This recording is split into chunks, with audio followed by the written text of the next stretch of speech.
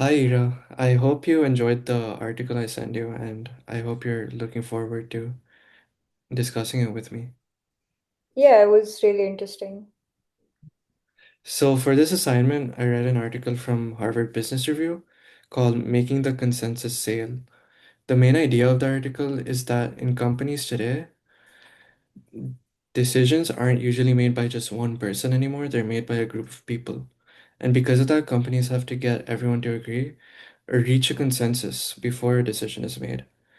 And I thought that was really interesting, so I wanted to get your perspective on whether this actually happens in your life or if you've seen something similar. Yeah, that actually makes a lot of sense. I feel like most decisions aren't really made by one person anymore, especially in like big companies.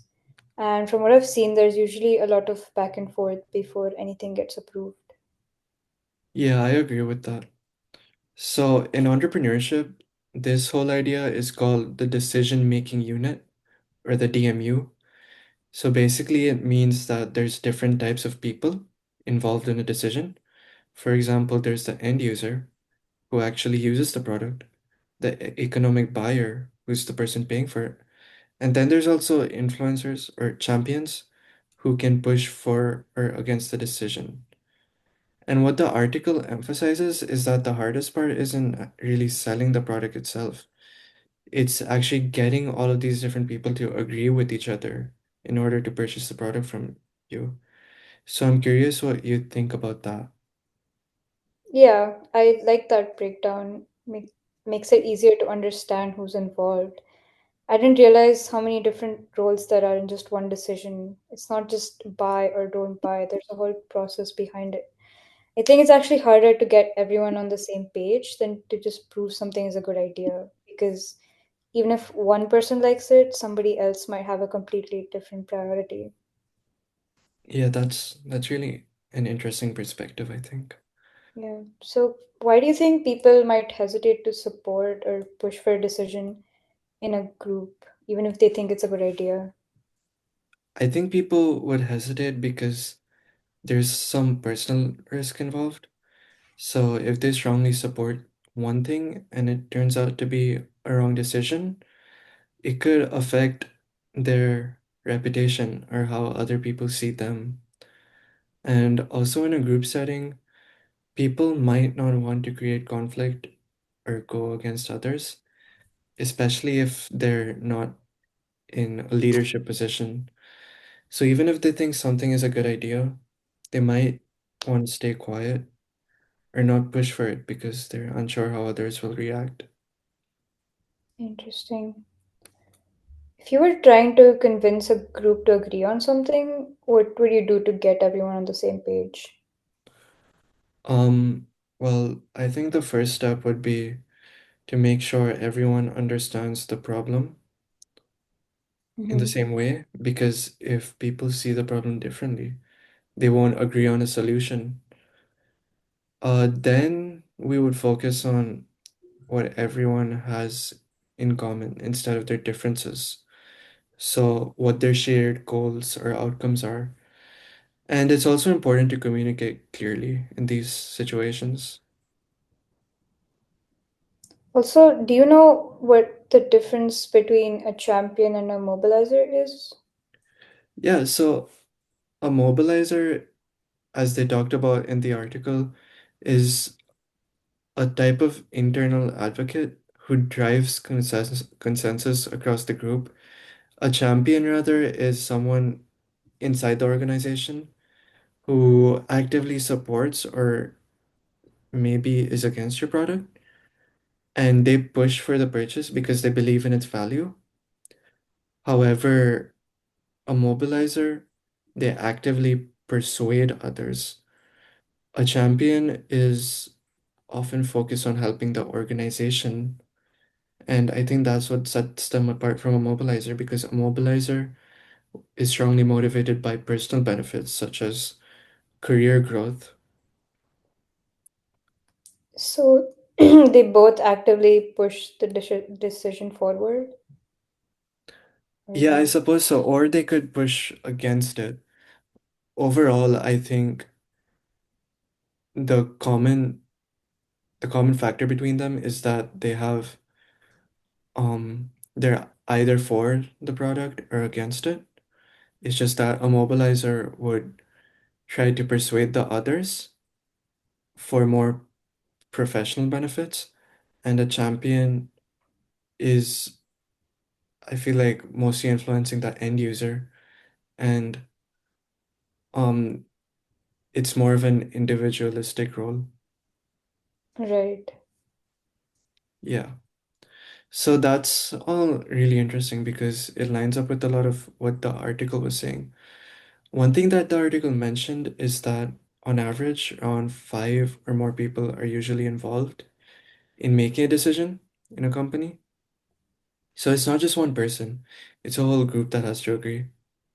Mm-hmm. And because of that, a lot of deals actually fall through. Not because the product is bad, because people inside the organization can't reach agreement. In class, we talk about this using the idea of the DMU, which is basically mapping out the people involved in the decision. So this article connects to that idea because it shows how important it is to understand all those roles before trying to sell anything.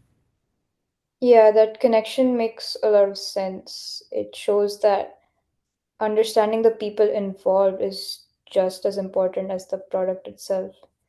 It's kind of surprising, but also makes sense. It's not always about the product failing, it's more about the people not agreeing. Yeah, that's a good perspective. I feel like that's some good insight. Well, personally, I think that's important because it changes how we may think about entrepreneurship. Before, I used to think that if you just had a really strong product or idea, that would be enough. But now it's just not about the product, it's about understanding people and how decisions actually get made. Like, even if your product is great, if you don't convince the right people or get everyone aligned, it might never get adopted. So I think this idea of understanding the DMU is actually a huge part of building a successful business. Yeah, I completely agree with that. It definitely changes how you think about entrepreneurship or business. You also have to understand how people think and how decisions happen instead of just having a good idea. Yeah. Overall, I think this was a really interesting topic because it shows how important teamwork and communication are in business decisions. Well, I'm happy we agree on that, and thank you so much for taking the time to have a discussion with me on this article. I hope we've both learned a lot through this. Yeah, of course. We have a Have a good great day. day.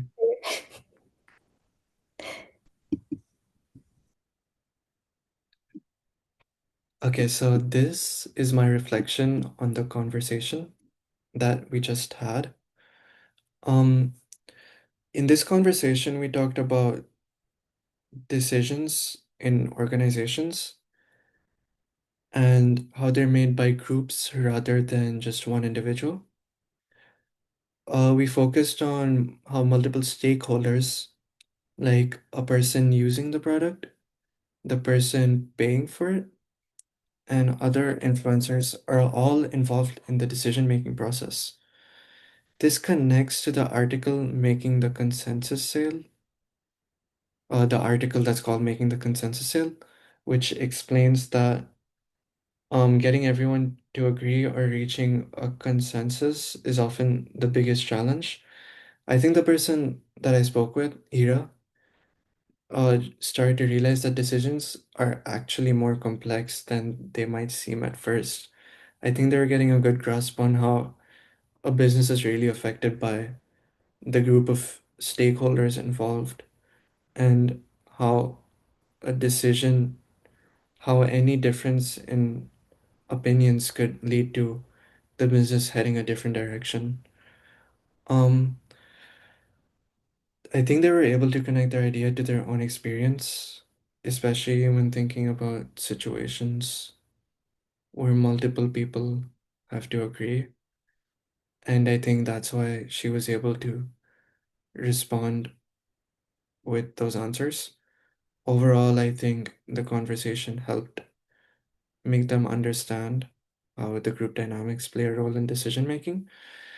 One thing that stood out is people don't always speak up or advocate for a decision, even if they agree with it, which is important to note because um, there's different consequences to facing pushback uh, on buying a product or not.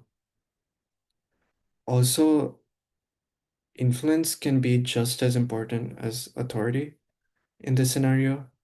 I feel like we can agree on this as someone who is a mobilizer, as the article talked about, has the ability to decide or has the ability for the company to decide whether or not they make a decision or not, even if they do not have the authority to do so.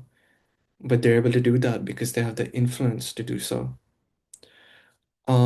It connects the article's idea of mobilizers or how they help push decisions forward.